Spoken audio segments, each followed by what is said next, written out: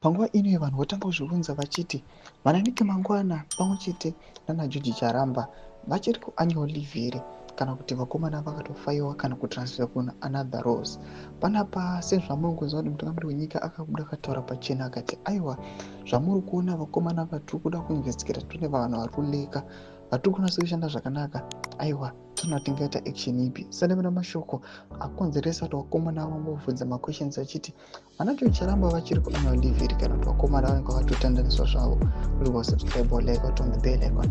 Tinoda pahindo yemajarajara sambusa this picture aiwa yema-new appointments anoitwa kuCBC kuBAZ nekuTransmedia Corporation amuri kuona ayo muchiona kuchiappointiwa ma-new directors nemaboard chairman. Ndizvo zvamungoziva kuti aiwa kuCBC munosara kuna vakomana vakafaiwa vaya nenhau idzodzidzi dzekuti vanenge vari aligned nemamwe factions and the likes.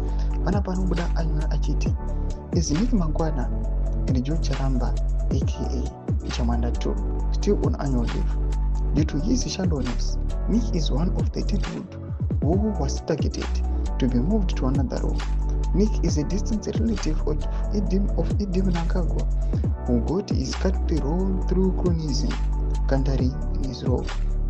Ndomashwana panapa aiwa vakomana vanaNick Mangwana aiwa havazi very close aiwa kuna mutungamiri wenyika achinzi asimbori relative epadhuze, saka there is more chances ekuti mukomana angakwanisa kutransfer achiendeswa kuanother role nokuda kweincompetence. Munongoziva kuti aiwa vanhu vanotoshora vakomana vepublicity ava vanaNick Mangwana just because basa ravari kuita vari kuchibata zvinatsoratidza kuti they are incompetent. Panapa vanenge achitaura mashoko achiti aiwa ndiye one of the guys vari kufanira kuchinjwa maroles kana kufaiwa. Imbotidze mafungiro enyu munotodii pamusoro pechiitiko ichi vabvina kumasection medu mudzimafungiro enyu.